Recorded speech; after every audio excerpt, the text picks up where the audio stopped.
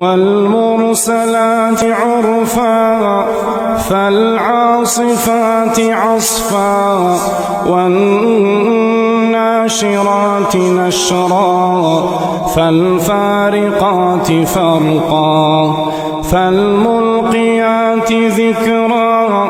عذرا أو نذرا إنما توعدون لواقع فإذا النجوم طمست وإذا السماء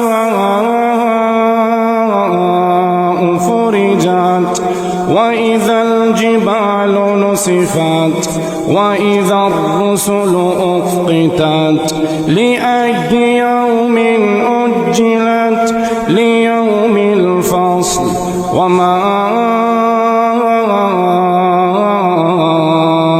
أدراك ما يوم الفصل ويل